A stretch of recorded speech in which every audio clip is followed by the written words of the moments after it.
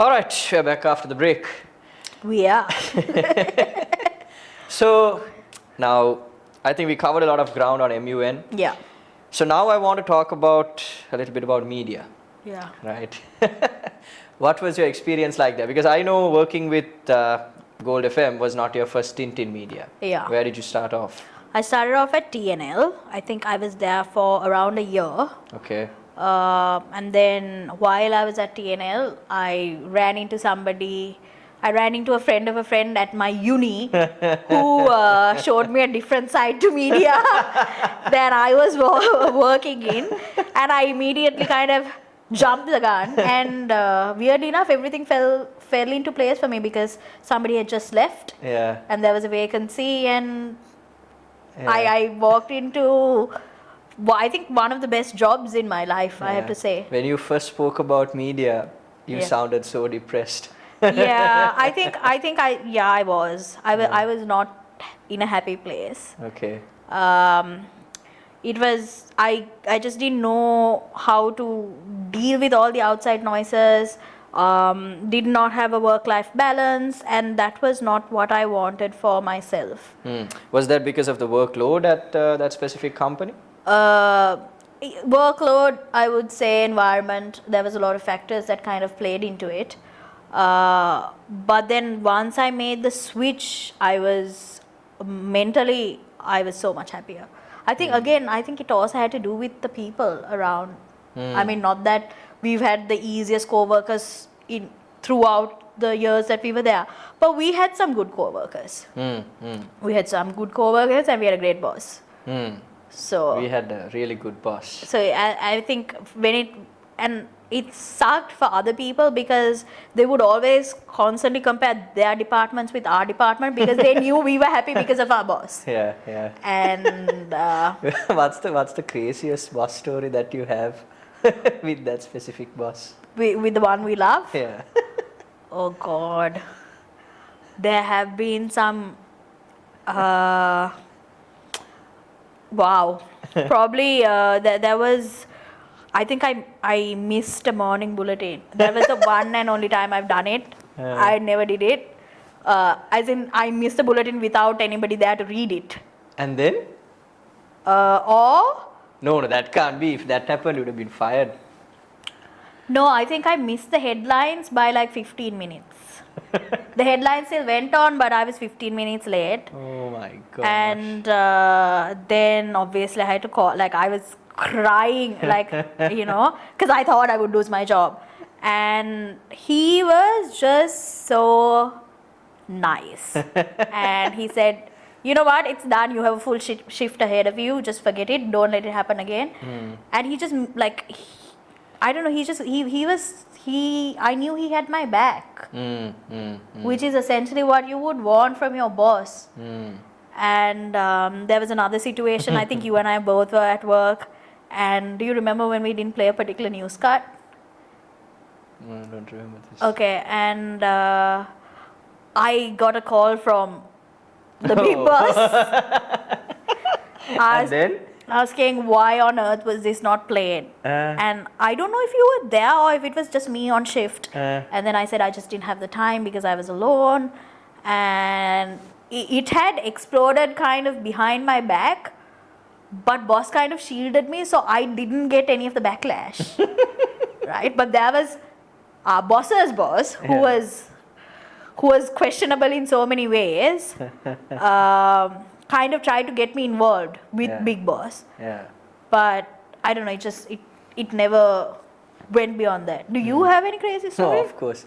I remember, I think I've told this story to you before. Which one is this? So I used to do drama, right? Okay. And so there used to be a time where we used to finish practices at about 2-3 in the morning. Okay. And I'd come for the bulletin at 6:30. Okay. Right?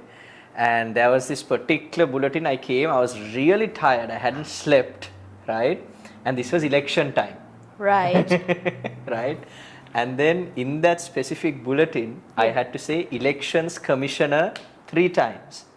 All 3 times I had read it as electronics commissioner. Yeah, that would be a big one. And was Big Boss listening? Oh yeah, he had called boss, Yeah. blasted him, Yeah. right? Asked to give a salary cut to me, Yeah. right? And so obviously boss couldn't shield me from the Yeah, of salary cut, course. but I got no backlash. This guy just, he spoke to me, said the same thing he told you. Look, mistakes happen. Make sure it Done. doesn't happen again. It's done. Honestly, what a god. What a god. Because I am sure he would have had to hear the worst filth And from I mean, Big Boss. exactly. So Right. we were He was- always very shielded and very protected. And I mean, he was amazing. He was a great guy. he, everything. Honestly, No, everything. you know the best part for me, more than all of the Yeah. shielding and all that, this guy used to get food.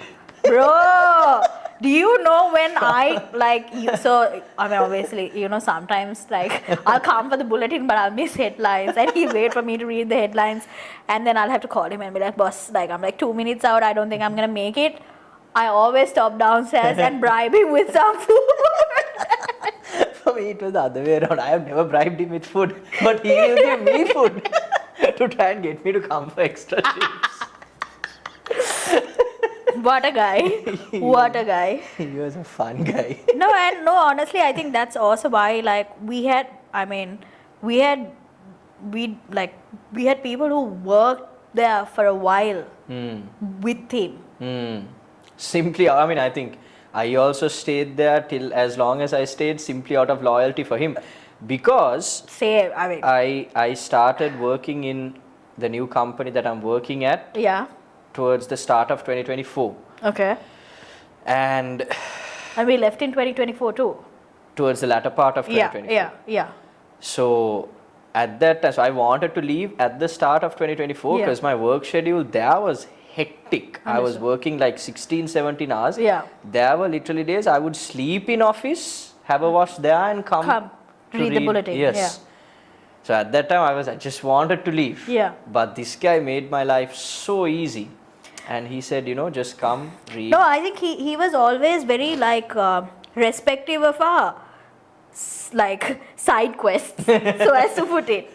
He was very supportive of me studying. Yeah. There was a day where I think this was during election season, so we were all hands on deck, and I had a presentation.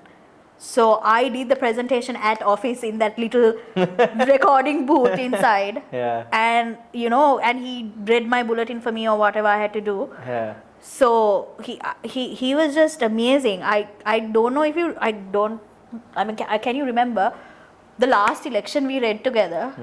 You and I fell asleep on the studio floor. Yeah. And he's the one who I think kind of relieved us from our duties at 9 o'clock in the morning after reading. That was a long shift. No, I think we came to office at about 8 and 7 in the stayed- night. Yeah, and we and stayed the whole night over. you and I read all the election results. Yeah. That was an interesting work shift. That was a very interesting work shift. What? Do you remember all the breaks we took? Yes. Some of those breaks ended up getting long and long towards the end. I think we were bloody tired. I mean, We come were on, really but tired. yeah, it was a long shift, and the numbers were really long too. So you couldn't mess up on the numbers, and you had to repeat the same numbers. I think we deviated from talking about the more serious aspect of media after we got to talking about our boss. True, as always. So let me come back to a more serious aspect of it, right? Now, to succeed in media, Yeah. you have to be a good communicator. Especially, of course, there are different roles in media that don't require communication, Yeah. like research and so on, editing. But to be on camera, Yeah. to be able to present, Yeah. to be able to be on the mic, Yeah. you have to be a good communicator. How important or how easy was it for you, since you do come from a bit of an English speaking background, to get into media and also to switch from jobs the way you did and then get to the positions that you got?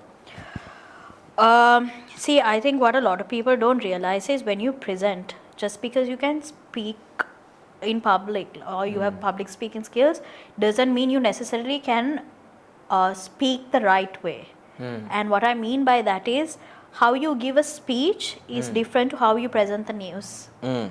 Versus how you would do a podcast, versus how you would have a conversation with your friends. Sometimes I think one of the biggest like weak points that I have is it's very difficult for me to separate those things. So sometimes I feel like when I present an event, I have had people come up to me and being like, you should read the news. Obviously, because I mean, people don't see me read the news. Yeah. And I have been like, thank you very much. That is my job. Right? So it's also about understanding how to present the right way. And there are a few people that we also personally know of that, like, somebody that we work with actually. I mean, Don't say names. right. Somebody that we used to work with Okay. that is very good at presenting in different ways. Okay. Right? Yes, And even yes, even yes. in terms of even with you, how you're speaking to me right now is definitely not how you used to read the news. Yes, of course. Right? Yeah. But fun fact, Sheshan used to have all the Colombo 7 aunties in love with him because of how he used to read the news. That is true. Even for a long time after I left, People were exactly. So it's about understanding how to modulate your voice for the situation.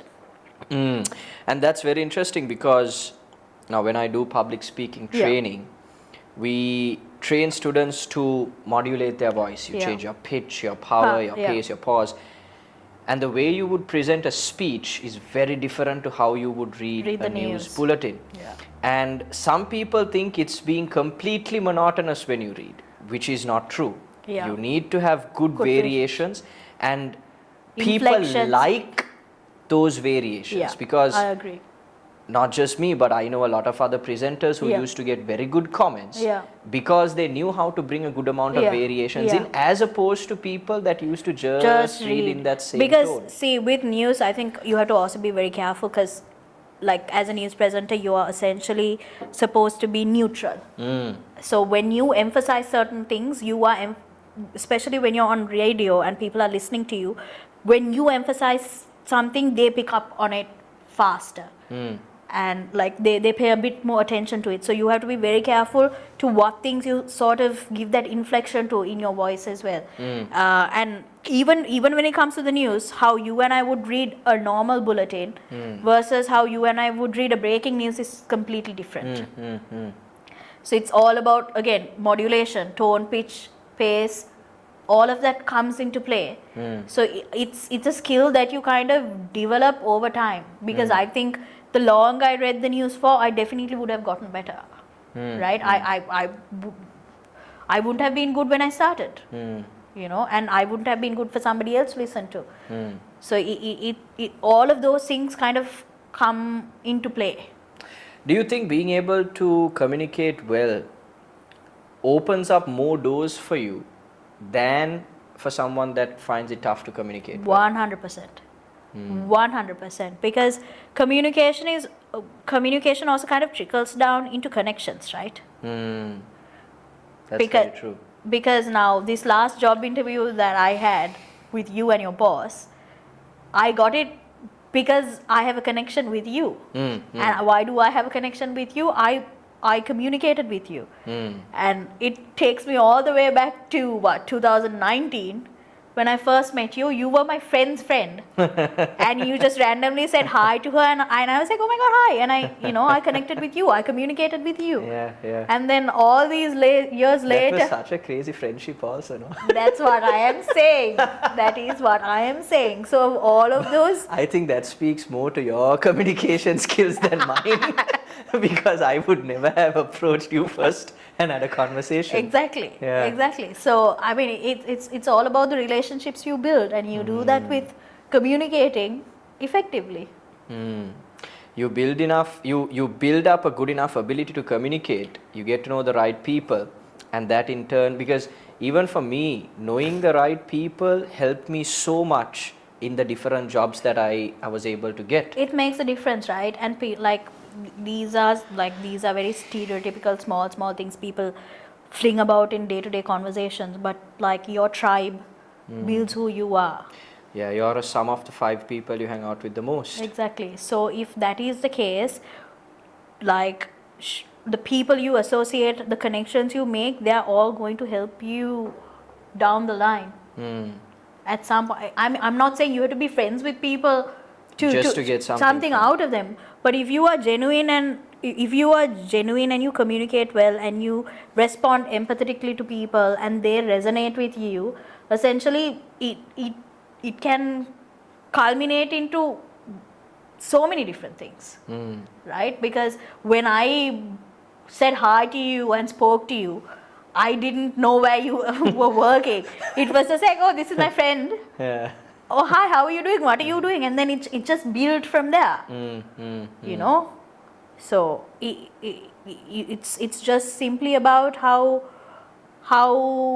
willing you are to kind of open yourself up to the world too. When it comes to media in Sri Lanka, do you think that having worked in media organizations, how accurate is the information that the public is getting? And also, do you think that journalists in general can be more responsible in terms of how information is given out? 100%. Let's be honest, media plays a massive role on how people view the world. Because it can start with a simple sentence, right? I can say Sheshan and I saw someone being killed. Or I can say I saw Sheshan killing someone. Those are two different things, two different meanings. Media has to be able to give the fact. But media can also make it look like somebody tried to attack Sheshan and I, so Sheshan killed the person. So the little things that you pick up and drop and add and all of that, embellished as it is, the story that goes into the other person, essentially which is communication, can be manipulated by the media. And that's why you see, whether it be Sri Lanka or abroad, when certain media organizations have an affiliation or believe a certain party should come into power, how they portray their news versus a different channel is completely different. So media inherently is the powerhouse of how information is provided throughout the country. Do you think people are now looking to social media to get their information more than traditional media? 100%. 100%. Do you think that's a good thing or a bad thing? Honestly, I think like any other thing, it has pros and cons, right? Because let's be realistic. When was the last time you sat down or watched the news with your parents? Right? Never, yeah. Exactly. Everything, even right now with what is happening in the world, everything I know because of scrolling. Doom scrolling as it might be, because of scrolling. Yeah. So I don't remember, genuinely speaking, I don't remember the last time I sat in front of a TV and watched a television show or the news. But I'll do it on my phone, right? Or I'll and also, like, I think with how fast moving our lives are right now, that's why, like, short form videos do so well, right? Because things can only hold our attention for a short period of time. Couple of seconds. Exactly. So I'll see something, I'll grab the information, and then on to the next. So social media, it also kind of like it makes it accessible to a lot of people that it wasn't accessible to before. And I think, like, young kids, again, good and bad, are also more exposed to, like, what is happening in the world and things like that because of social media, whereas they're definitely not going to sit down and watch the news. So good and bad. Do you think social media holds mainstream media accountable? No, because mainstream media, well, yes, because you get, like, say for example, now with the bombings that are happening right now, you can see somebody living in, like, say Dubai, and them posting their live visuals. So that gives, even Palestine, right? We are getting accessible information because we see people living there posting it, as opposed to what is given to us by the Western media. So yes, there is accountability, but also at the same time, these media giants have also now encroached into the social media spaces where they have the same things going on. So people, because these are bigger giants in media, people are more inclined to kind of follow them and look at how they portray it, you know. Actually, something interesting I just saw today Yeah. with regards to the bombings. Yeah. Now, of course, it was portrayed as this massive bombing Yeah. and Yeah. bases were Yeah. attacked and so Yeah. on. And it was actually this Sri Lankan influencer living in Dubai. Yeah. She had posted a clip saying, hey, it's not as bad as the Yeah. media is portraying Yeah. it to be. Exactly. So that's why I asked that question as to Yeah. whether social media holds mainstream media accountable, because earlier when mainstream media would spin a was- story, that was final. People Yeah. would believe it. Yeah. But now people have access to social media, Agreed. which forces mainstream media to be accountable to a certain degree. 100%. And also I think like because you asked like in terms of ethics, can they do more?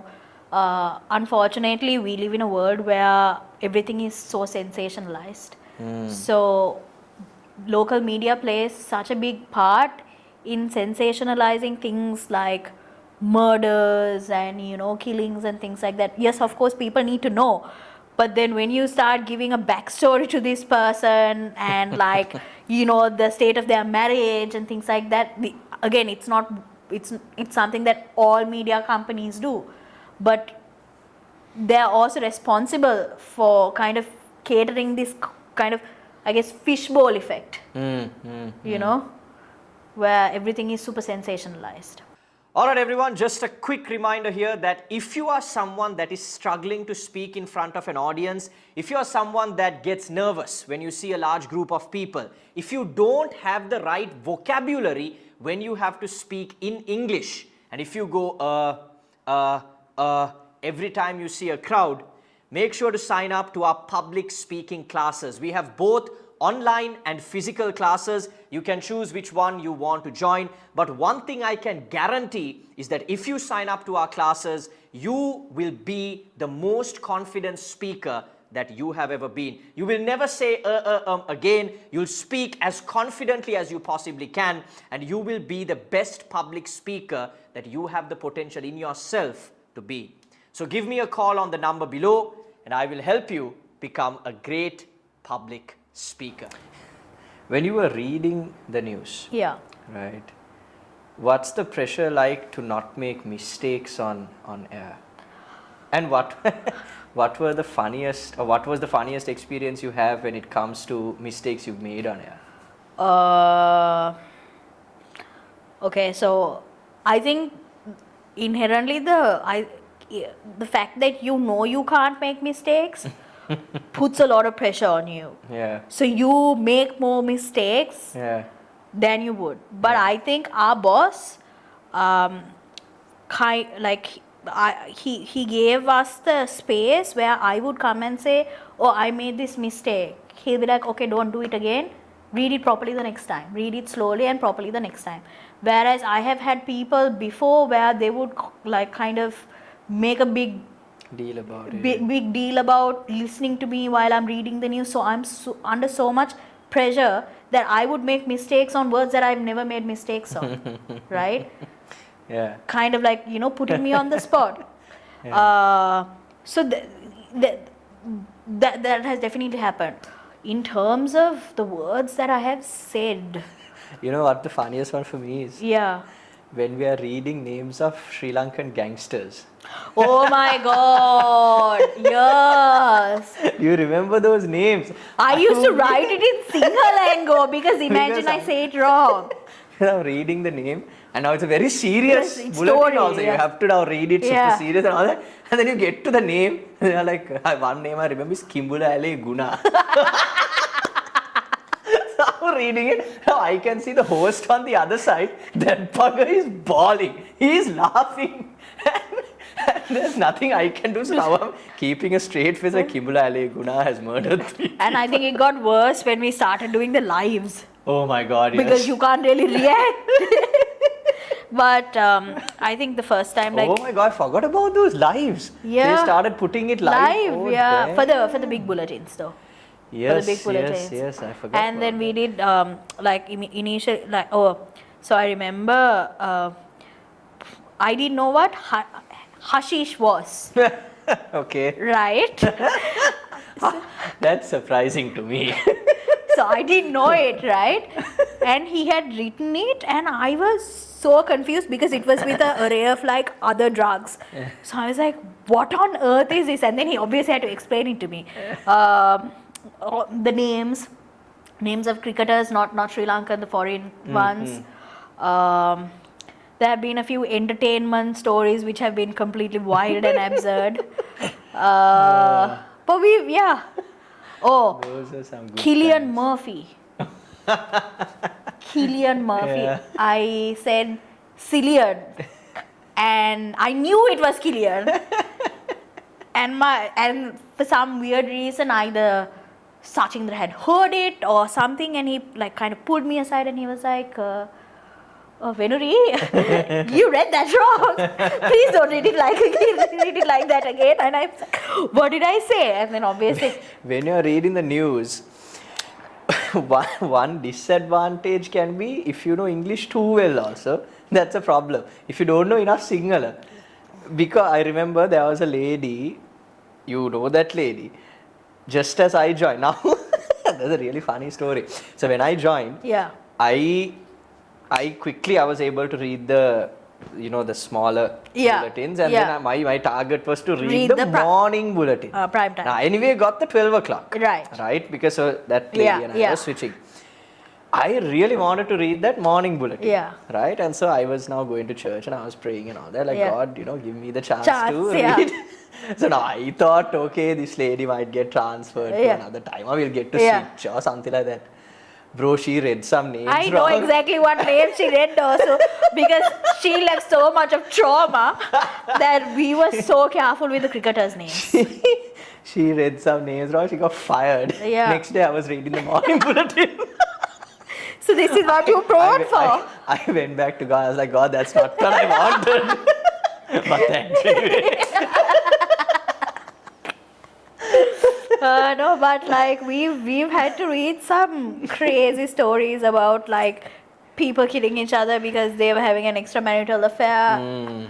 Brothers killing father. Sorry, sons killing fathers. Yeah, Brothers killing brothers. some tough ones. And then I think I read the news of when the new president was appointed. We were there through the economic crisis, so we got to read some bangers of bulletins. Then obviously, like we were, because of where our office was located, we were kind of right in the middle of it when the economic crisis was going on. So that was fun. Do you remember the Easter Sunday bombing? Yes, so I was but I was not So there. I was at work. Yeah. And then I left because I Yeah. read the morning bulletin. I was on my way home. Yeah. And I think the bomb went off at about, the bomb at Kingsbury went Yeah. off at about 8:30ish, Yeah. I'm assuming. Yeah. I can't remember the time exactly. So anyway, now I'm in the bus. Yeah. Okay. I'm probably in about Kalpiti, just getting into Okay. Bambalapitiya. So now I can see people on their phones and people are going mad. And then I get a call from boss and he's like, Shoshana, bomb went off at Kingsbury. You need to come back to work. I'm like, boss, if a bomb went off at Kingsbury, I am not coming back to work. And also, like of all the places that it was a weekend, Yeah. but of all the places, maybe I shouldn't be putting this out there, that can be targeted, our office building is...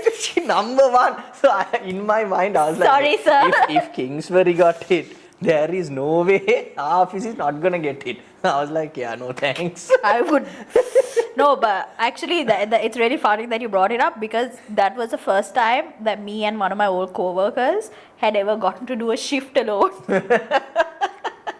So you can imagine how great that shift went. My boss said, like everybody else had to come back to work because there's no way that these, two new people Yeah. could handle like everything that was going on. But yeah, we worked through some bangers of a time in the country. But I think we got that later. We probably sound like terrible journalists after sharing these stories. But I think the reason we got away with most of it was because we were working as part-timers. As True. opposed to, Yeah. because if you were working full-time in media, you have to go to where the bomb went off to get the news. Yeah, but also like with the channel that we worked for, because it is such a big company, we would have never been put into the front lines anyways, because there's so many senior journalists and so many like reporters and stuff that will do it. We played more of especially our job roles, played more of A very minor, passing that information along, no. But I mean, as opposed to active reporting from the site and I so think on. I think one of my favorite things for working at that company will always be it was one of those things that really made me feel like a journalist when we would get a breaking news, and then like every reader from every station would kind of get together and we would all run like down the studio, and everybody like, oh my god, what happened, you know, like it's not an experience that you can get anywhere else. That So is true. I enjoyed those like hectic moments of kind of having to do everything by myself and get it together and put it out. You have now started your own podcast. Yes, you I want to give have. it some marketing so that people will subscribe? Yeah, please. It's called So I Have Tea. It's on YouTube, Instagram, all the socials that you can find it on. If you can listen to him talk, I'm sure you can listen to me talk too. What's your take on social media? Now, we're obviously social media consumers. Yeah. Right? And it obviously bodes well for us to become creators. Yeah. What's your take on this? I think it's great because it gives you a world of information in all ways that you can consume information. For example, somebody might be able to read something, but somebody might be able to grasp that information better by watching a video of people explaining it. You know, teachers are on there. There's so many ups to it, but also it like every good thing, there's definitely a bad side, and you need to regulate it, and you also need to regulate yourself. Because sometimes you get so sucked up into that world that you forget to look around. How many, like, even us, when you are out and about with your friends, how difficult is it for you to put your phone away and kind of pay attention to that conversation? You know, so it's about how we put checks and balances for ourselves, and especially with all the things that can be consumed and with all the information that is at your fingertips. Kids especially, there needs to be some sort of check and balance system for kids. So yeah, like anything, good and bad. What do you think about digital overload? See, while you get access to so much of content and creativity online, I think it also dumbs you down. Because without thinking about it, you are grasping like 30 second to 1 minute of information at such a massive speed that you don't really retain anything. And it makes it difficult for us to give our interest to one thing. You know, it can make it very, while it'll give you tools that will make it easier for you to study, when you actually sit down and do the studying, it's very difficult for you to focus. And our minds are also not very trained to do that. You can't flip that switch very easily. So yes, for sure, again, it's about knowing how to create a balance for yourself. And at the same time, I think it has killed our attention span. For hasn't it? sure. For sure, 100%, because it's so easy for us to lose interest in a conversation that, you know, your friends are having sometimes, because you just want to check your phone. Do you think it has killed good interpersonal communication Yeah. and relationships? Yeah, because it's so easy for you to form connections over social media as opposed to in person. Right? Even when I know dating apps have worked out so well for people, because to me essentially it's like another Facebook or Instagram or whatever, but you're more direct about what you want. But in the same way, you're not like, sometimes there are certain things that you can only gauge by meeting a person, how they carry themselves, how they behave in public, how they treat service personnel, you know. So it takes out that human fact of it. And you're just interacting with essentially a screen. One of the things that I have seen, especially going back to school, now I do a lot of theatre, Yeah. so I end up going back to school and so on. A lot of kids find it very tough to make new friends. Yeah. And a lot of them coming out of school, like we hire people, right, for jobs, and you ask them, hey, do you have friends from school? Are you in touch with them? Yeah. Most of them end up saying no. Yeah. Because now earlier, when I used to go for drama Yeah. practices, for example, if our practice starts at 5 p.m., we would meet up at about 2:30, 3 o'clock and play cricket till 5. That's the thing. Right? Yeah. And we make good friendships Yeah. playing cricket. Yeah. I mean, to this day, now today morning I played cricket and came with There the you- same bunch of people that used to play cricket back in school. Right? Yeah, 10 So years it's- before. Exactly. Yeah. Right? And it's super fun. You stay Yeah. friends with these people. I and agree. even as you come out of school and you go into corporate, you realize the value of having those friends. friendships. Yeah. Because That kind of knew you before you became who you are today. exactly, and the thing is, we are so stuck sometimes with our Jobs, We yeah. are so stuck with other things that are Yeah. happening in life. Sometimes we don't have people to go out and have a good time with, yeah. A lot of people don't have Yeah, that. yeah, I and agree. I think social media, to a certain level, although it has been created To kind of minimize that gap. it's Also, actually maximized the relationships or the I gap agree. in the relationships that we have with people. I agree. Now, this is something that I especially see, obviously, because I have 2 younger brothers. But with the youngest, like about 4-5 years of his time in school was online. So he doesn't have as good friends that me and the other one have, because he just didn't go to school. So how, like, it's very like just because you're in a Zoom call together, you're just listening to the teacher, or you're not even listening to the teacher. You're not having any personal relationships with any of your peers, and that affects your personality too. Absolutely. And one of the reasons I actually have this podcast, now Yeah. the reason I started this podcast initially was to give a chance to my students to come and meet me in person Yeah. and have a good conversation. Yeah. And most of those students that I brought on board and had a conversation with, I have a very good relationship with Exactly. now. Yeah. As opposed to just meeting them on a Zoom call. Yeah. Right? And sometimes when you are a school teacher Yeah. and you're teaching an online class, as a teacher, you don't have the capacity to make sure all the students connect Yeah. and so on and Yeah, so on. of There's course. 40 Yeah, students yeah. in the class. Now, I have a better opportunity there because I have a less number of students Yeah. that I can get them to do group yeah. activities and all Yeah. of that. But again, I deal with adults. Exactly. So adults are much more Easier. to connect Yeah. and so on, as opposed to kids. Yeah. Right? And also, like, when you do things in person, you and that other person have a experience that nobody else in the world does. Exactly. Right? If something funny happens in class, only the 20 people in that class will know about it. Yeah. Right? And those are things that you can use to connect with people. Absolutely. And that is taken away when you're not in person. Yeah. Right? Like, you could have been wearing your t-shirt backwards, but I wouldn't see that through the Yeah, Zoom call, right? Sometimes, how do you attend a Zoom call? Sometimes you're wearing shirt and tie and all of that on top, but And you're wearing boxers. Right? Listen, I have seen my dad take some very high level meetings with like a shirt on top but a towel around, that's what it was reduced to. Yeah. Unfortunately. So it really messes with how you view the world, I think. And again, like, even if somebody in your class is going through something traumatic, how do you How do you know it? yeah, You and don't know it. exactly, and how do you also relate to this person, because all you see them is through like a screen. So sometimes they could be, now we talked about doom scrolling and things like that. So you see certain influencers and creators and all of that on apps.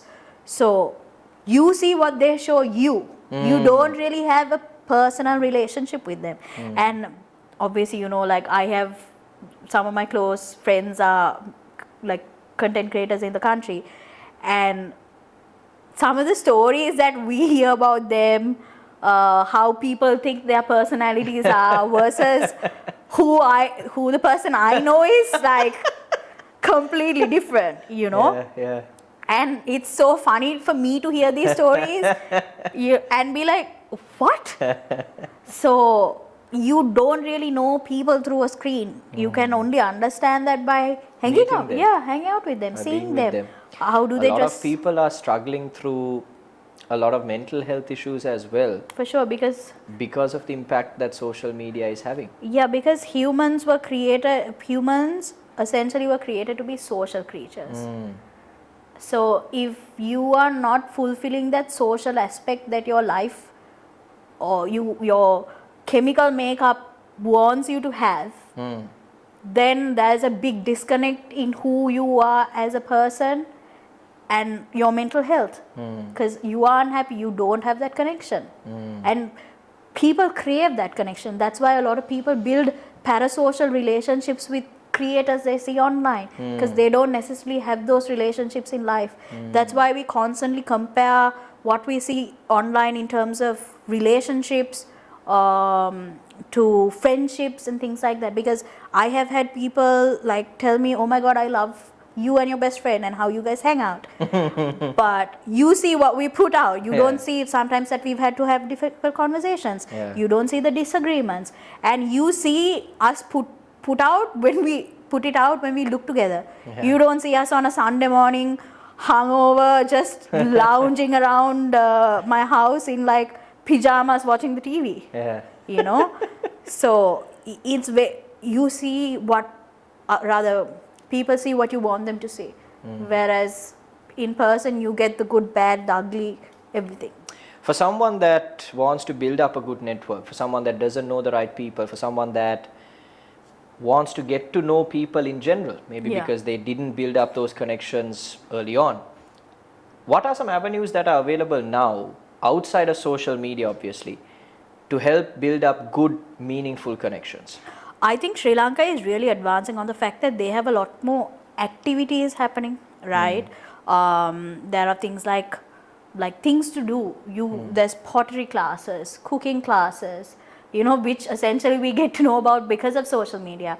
But if there is a niche market of things that you like to do, maybe going for one of these things, you can find your little community. Actually, if you start looking, there's a lot of physical meetups that are happening in Colombo right now. Book clubs. Yes. Book clubs are a big thing in I've actually started going to a lot of these, you know, these workshops. Yeah. Like marketing workshops. I went to Dhananjay Hettiarachchi's communication workshop recently. Nice. I mean, those are fantastic places to go and get to know people that connect. Exactly, that are doing the things that you want to do. Exactly, you know? Exactly. So it's about doing a little bit of research and finding the things that appeal for you. For example, now I know car guys have the car meetups. Yes. Yeah. Right? Like I saw there was like a big Merc meetup recently. Yes. So there you just need to look for it. And like say I saw this I think on a TV show. So basically you go and try out a new activity, and at that activity you find one person that you connect with and you become friends with them. And then through them maybe you will get introduced to somebody else, or you go for a different activity and find somebody else that you connect with. And it doesn't necessarily have to be an activity you like, because there might be somebody who say you go for a pottery class and you thought you like it, but you ended up hating it. There could be somebody else who hated it too, and you bond over that hate. You know. So you just have to find people, human beings connect on the fact that the other person can kind of understand what you're going through, on the same feelings. We connect on feelings. So you just have to put yourself out there, whether you like it or not. My final question to you is, if you had 24 hours to live, what's the final message that you would want people to remember? Remember me as by, or what you would put out to the world? Just be a good person. It's really not that hard. Always know that like sometimes when you are having a really bad day and you take it out on your tuk driver, or your tuk driver is really mean to you in the morning and he's late or complaining, or I don't know, a server doesn't smile at you, you smiling at the server when they treat you, when they don't give you the best service, might be the thing that changes their day. Like simple things like saying thank you, can I help you? It's always the small things. Compliment people, you know. You might even not think that it looks the best, but if you can find one thing about them and compliment them, that's gonna make their day. And this has happened. I complimented somebody at our old workplace on their wedding and said, oh, it looked beautiful. And somebody else said, oh my God, if she compliments them, that means it was really nice. Right? So like be free, like give kind words out freely. It literally costs you nothing. All right, Venery, thank you so much for being here today. I Thank you so appreciate much for having me. All right. All right, guys, so that's a wrap for today. I hope you enjoyed this video. If you did, make sure to subscribe to the channel, like our page, share this video with a friend, and let us know your thoughts down in the comments below. And most importantly, till our next video, keep practicing.